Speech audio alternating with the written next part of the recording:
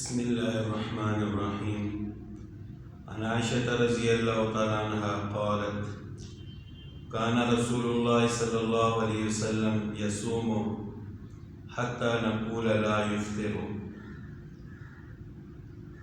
وفي رواية: وما رأيت رسول الله صلى الله عليه وسلم استكمل صيام شهر قط إلا رمضان وما رأيته في شهر أكثر منه صياما في شعبان.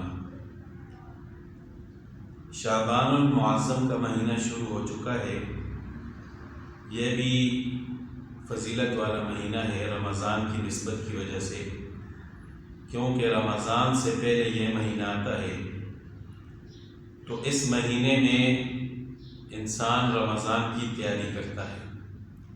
جب رجب کا مہینہ شروع ہوتا تو آپ صلی اللہ علیہ وسلم یہ دعا فرماتے تھے: اللہم بارک لنا فی رجب و شعبان وبارک لنا وبلغنا رمضان. کہ اے اللہ رجب اور شعبان میں ہمارے لیے برکت پیدا فرما اور ہمیں رمضان المبارک تک پہنچا دے. یعنی رجب کا مہینہ شروع ہوتے ہی آپ صلی اللہ علیہ وسلم رمضان کی تیاری شروع فرما دیتے تھے. تو اس مہینے میں یعنی شعبان کے مہینے میں آپ صلی اللہ علیہ وسلم کا معمول یہ تھا کہ آپ صلی اللہ علیہ وسلم اکثر طور پر روزہ رکھتے تھے. حضرت عائشہ رضی اللہ تعالیٰ عنہ فرماتی ہیں کہ رسول اللہ صلی اللہ علیہ وسلم اکثر طور پر شعبان کے مہینہ میں روزہ رکھتے تھے.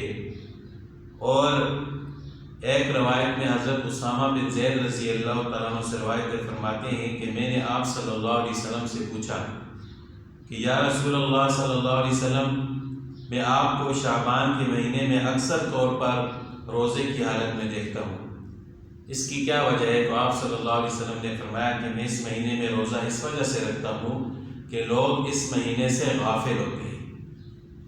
اسی طرح حضرت ام سلمہ رضی اللہ تعالیٰ عنہ فرماتی ہے کہ میں نے رسول اللہ صلی اللہ علیہ وسلم کو کبھی بھی مسلسل 2 مہینے روزے رکھتے ہوئے نہیں دیکھا سوائے رمضان اور شعبان کے.